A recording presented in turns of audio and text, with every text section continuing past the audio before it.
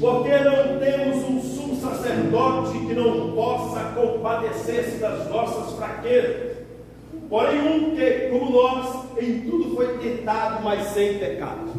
Amém? Nós vamos fazer uma meditação rápida aqui do texto do livro dos Hebreus. Eu não gosto muito de ficar tecnicamente falando. O livro de Hebreus, há quem atribui a escritura dele ao apóstolo Paulo, embora ele não cita nome. Desligar esse bicho aqui. É porque eu tenho que olhar a hora, pô. Senão eles brigam comigo depois. E a gente não tem lá, seguinhas, o escritor dos Hebreus, pela escrita, pela forma da montagem da carta aos Hebreus, há muitos que dizem que foi o apóstolo Paulo, apóstolo São Paulo. Amém? E aqui o texto está dizendo assim, porque nós não temos um sumo sacerdote que não possa compadecer-se das nossas fraquezas, porém um que, como nós, em tudo foi tentado, mas sem pecado. Então entendemos uma coisa: quem era o sacerdote que vinha da descendência de Arão?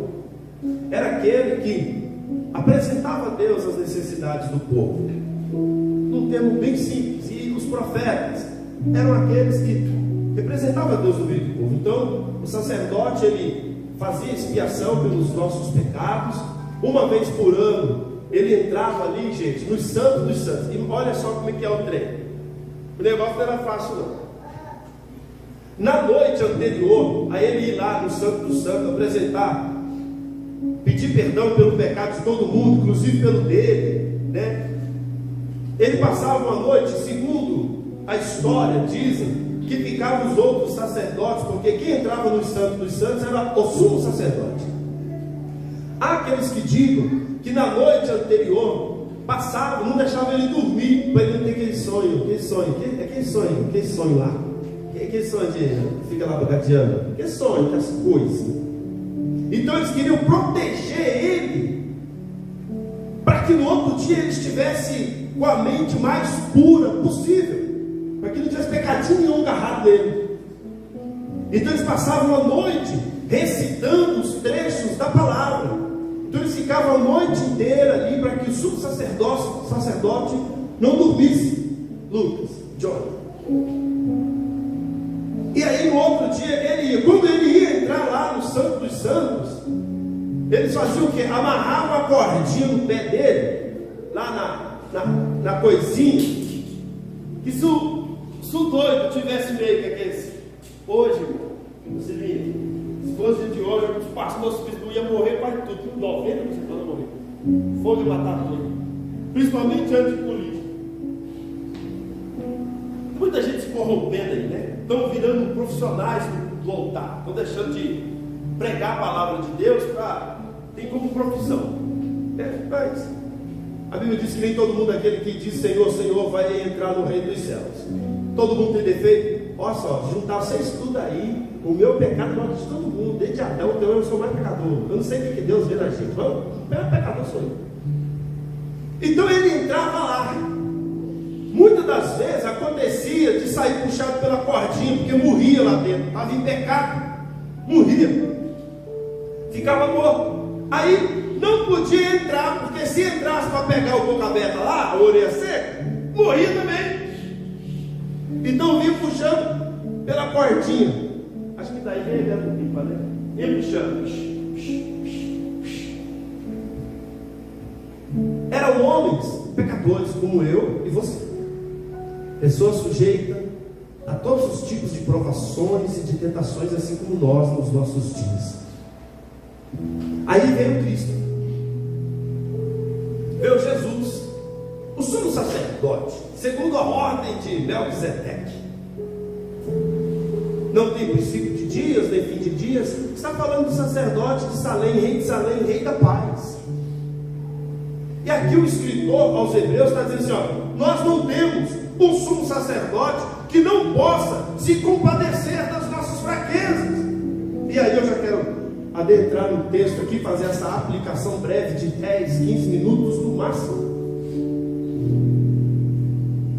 O escritor, ele está colocando de uma forma para você entender que Jesus foi tentado, que Jesus passou por situações.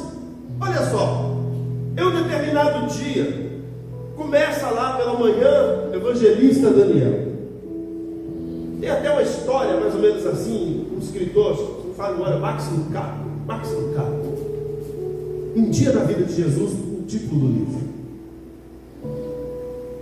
E ele, Jesus, no manhã ele recebe a notícia do que o seu primo, João Batista, tinha sido morto. Mas não só morto, ele tinha sido decapitado. Imagina que a nossa vida, ela pode sofrer, irmão Francisco, um revés de uma hora para outra. De um momento para o outro, você está na sua casa e você recebe uma ligação que o parente morreu. Você recebe uma ligação que aconteceu algo ruim, e aí o seu dia começa a ficar ruim. E agora, de repente, está lá Jesus. Ele recebe a notícia de que o primo dele, João Batista, tinha sido degolado. E que deram a cabeça dele num prato de presente. E a notícia ruim não para por aí. Existe já uma outra questão. E aqueles que deram a notícia para Jesus, olha para eles assim: e aquele que matou João Batista, Herodes, também quer te conhecer. E eu acho que não era uma conversa amigável. Ele falou: também quer te conhecer. Porque ele quer dizer assim: ó, também está de olho na tua cabeça. Jesus então ele se retira, está num dia ruim. Ele tem notícia da perda de um parente, de um amigo, daquele que mais conhecia a profundidade do seu ministério. Agora, além disso, ele está ameaçado, tem a sua vida ameaçada. Ele então vai se retirar. E ele quer ficar sozinho. Mas nesse intermédio de tempo, chegam os seus discípulos. Talvez você vá lembrar, mas um tempo antes ele tinha enviado os discípulos dele de uma missão. E agora chegam os discípulos trazendo boas notícias. Olha, Jesus, as enfermidades nos submetem, os demônios são expulsos, as pessoas são curadas. Jesus agora começa a ter alegria de novo. Ele tinha tido uma notícia ruim. A Bíblia vai dizer que de repente aqueles discípulos veio seguindo aqueles discípulos, em média de 5.000 homens. Há aqueles que digam que contando homens, com as mulheres, com as crianças, dava quase 25.000 pessoas. Jesus só queria um momento para chorar, igual ele chorou lá quando João Batista, quando Lázaro morreu. Ele só queria chorar um pouquinho, porque você, eu, todos nós temos nossos dias que estamos frágeis. O que ele queria era só lamentar a morte de um amigo, de um companheiro de ministério. E as pessoas não deixam. E agora não é 5 pessoas, tem mais de 20.000 pessoas atrás de Jesus. Olha o que a Bíblia vai dizer. Jesus chama os seus discípulos, eles entram no barco. Se não falha a memória, vão atravessar para o outro lado. Quando ele vai chegar do outro lado, se não me falha a memória, eu vou dizer que eu não tenho cérebro, é só um chipzinho daquelas calculadoras antigas lá, sabe? Ruim. Ele vai chegar num lugar que chama Tiberíades. Cidade esta que foi exatamente construída por Herodes, aquele que matou seu amigo. E agora Jesus ele vai chegar naquele lugar. Dá 10 quilômetros. Quando ele chega lá, que ele pensa: agora eu vou ter sossego, vou ter paz aqui com meus discípulos, vou conversar com eles, vou ouvir a história deles. Quando ele chega lá, está na Bíblia. A Bíblia vai narrar que quando Jesus chega, havia uma multidão de pessoas. Aí, se você quiser lembrar do texto, vai ser quando Jesus multiplica os pães e os peixes. A intenção da multidão não era a mesma de Jesus. Jesus queria um momento para descansar, e a multidão queria que eles fizessem alguma coisa. Não sei se você está se encaixando na história. Às vezes tudo que você quer é ficar um tempinho parado, as pessoas estão te cobrando. É na empresa, a pessoa te cobra. Às vezes a minha filha brinca assim, mas tem esse computador? Porque aí eu recebo e-mail até de domingo lá no serviço, até de noite, 3 horas da manhã, 4 horas da manhã, pessoa cobrando, nunca está bom o que você faz. Tem sempre alguém cobrando, é uma ligação, é uma reunião, entra numa reunião, termina, sai dessa reunião, já vai para outra, aí vai na outra, às vezes está em 2 reuniões, ouvindo uma aqui, pelo Teams, não sei quem inventou o Teams, é legal, tudo bem, não vou reclamar, mas aí você está pelo Teams, daqui a pouco a pessoa está lá na porta da sua sala, você está atrasado lá, você está atrasado, entrega tudo na frente. Aí a pessoa de lá do Teams é chefe, né, fica, você está com Marcelo, tudo bem aí? Está tudo tranquilo? Você pode dar atenção aqui? A gente está falando? Pode dar atenção? Não posso, o diretor lá quer falar. Não. Fala para ele esperar lá. Fala para ele esperar. Aí como você vai falar para o seu diretor? Espera aí, atrasa a sua reunião que eu vou. É cobrança. E todos os dias você tem cobrança. É em casa, é onde você estiver. É o marido que não entende, a esposa que não entende, é o filho que cobra. E aí você não tem o dinheiro, o menino quer o PlayStation 70. E você não tem.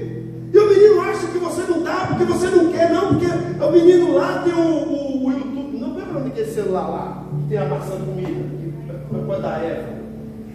O nome que saiu? iPhone! Aí a minha menina tem que é o iPhone. Ele é doido. O menino quer o iPhone, só que você não tem dinheiro. E como pai, mãe, você também fica triste, porque muitas das vezes você não pode dar aquilo para o seu filho que você quer dar. É o filho que quer o carrinho. Hoje não quer mais carrinho, né? Antigamente a gente queria carrinho de rolimã. A gente sai descendo essas ladeiras, né, com Satanás aí, carrinho de rolimã pro campinho. Ou ia pro campinho, voltava da cor da terra vermelha lá, no sapé. Por que você tem sapé? Ô pai, por que você não dá um drone aí, não? Drone, ele quer o drone. Não quer, o negócio é outro. E graças a Deus, a tecnologia vai fazendo essas coisas. O ruim da tecnologia, que se não souber usar, o pai não conhece o filho não conhece o pai, e fica aquele trem esquisito dentro de casa. Mas de repente você também está se vendo na vida de Jesus. Jesus teve todos esses problemas. Certa vez Jesus estava lá no lugar, só vou pular essa parte da multiplicação do pão, porque todo mundo conhece, sabe que ele multiplicou 5 pães e 2 peixinhos e tal. Mas ele deu uma ordem, só para a gente adiantar aqui, ele pega e os discípulos falam assim, manda esse povo embora, porque já está tarde, eles não têm o que comer, eles caminharam muito, está cobrando, já falou, você não vai fazer nada. E Jesus olha. Lembra que ele já tinha a notícia que perdeu o parente, estava ruim, ameaçado, coisa. Aí os discípulos falam, manda embora, não tem o que fazer. Olha como que é. Os discípulos tinham vindo de uma missão extraordinária. Tinham curado, revelado, chutado o pau da barraca, sei lá, que eles já estava tudo bom. Eu acho que Pedro era o mais doidão, aí foi assim, a gente chegou lá e falou, sai capeta, vai por que você inferno, e põe um monte de coisa, e depois outro veio e falou, não, mas eu sou doutor, eu orei, Deus curou. Jesus fica alegre, porque agora ele vê seus meninos se envolvendo. Mas de repente, os discípulos começam a ouvir assim, estou fora. Aí vão para Jesus assim, despede o povo, manda o povo embora. E Jesus fala, não posso mandar embora. Lembra que eu falei que dá quase 10 quilômetros? De onde estavam até lá dá para andar 10 quilômetros. Às vezes, a nossa vida vai sempre alguém querer te tirar do lugar que Deus te mandou ficar. Mas guarda uma coisa no seu coração: Deus nunca vai colocar você em perigo. Deus nunca vai te deixar caminhar com fome. Deus nunca vai te deixar caminhar com sede. Jesus, o pão da vida, vai estar sempre com você, te sustentando, te alimentando. E não é simplesmente com o pão. É que às vezes você precisa de paz. Jesus está lá, Ele é a nossa paz, Ele te dá paz.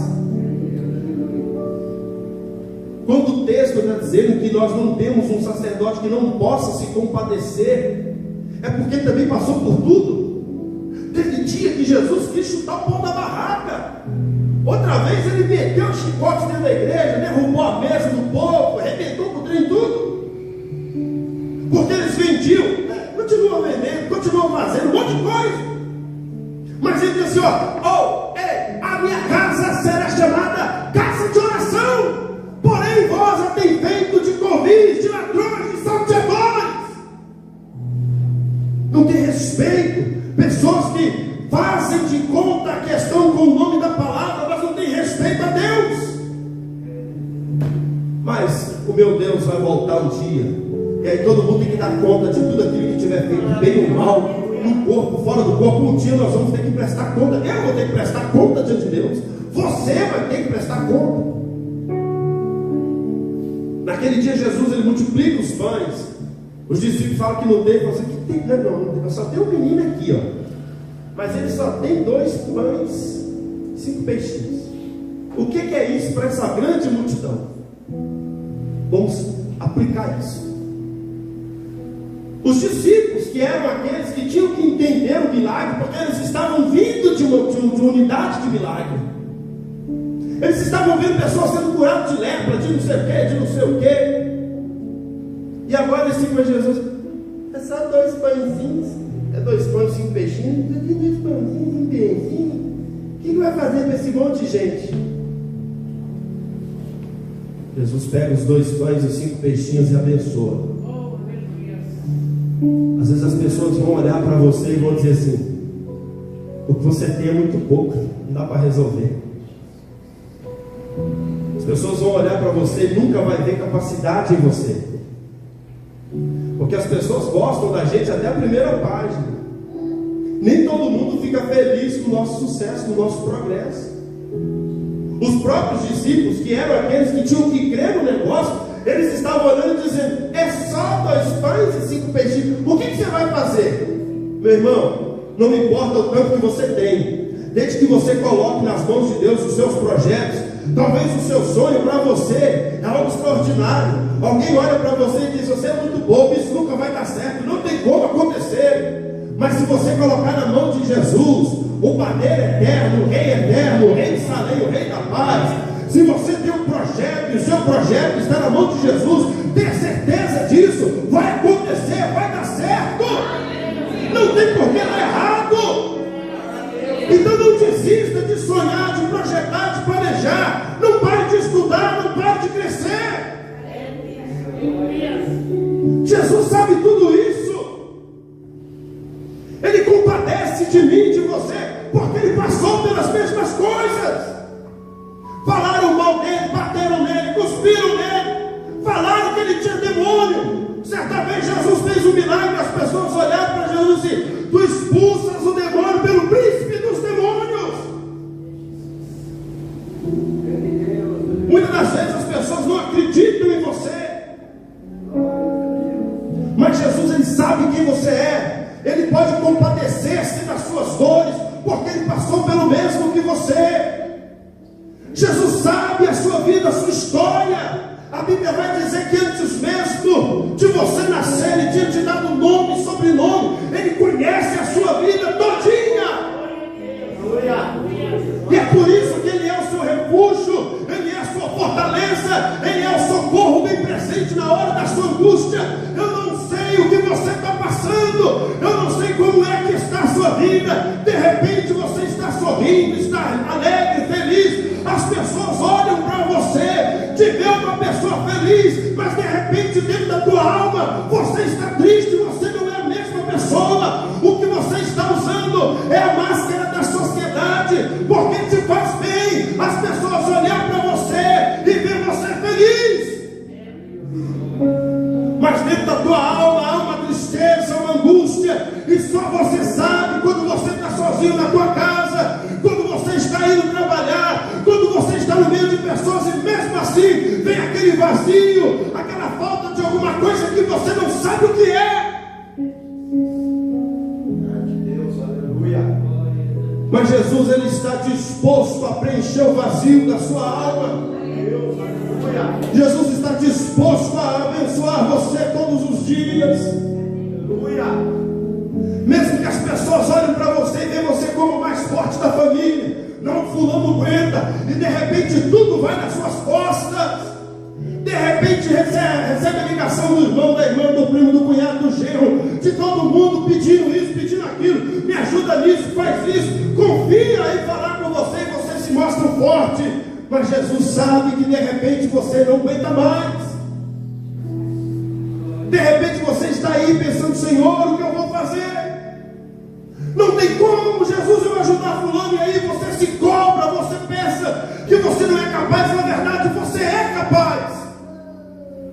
Mas é porque é muita coisa, é muitas as dificuldades. E Jesus, ele está do seu lado para dizer assim: eu quero compartilhar com você, eu quero te ajudar. É por isso que no livro de Mateus, acho que se não fala a memória, 11, vai dizer assim: vinde a mim todos vós que estáis cansados e oprimidos, e eu vos aliviarei. Tomai sobre vós o meu jugo, que é suave, e meu fardo que é leve, e aprendei de mim, que sou manso e humilde de coração, e encontrareis descanso para as vossas almas.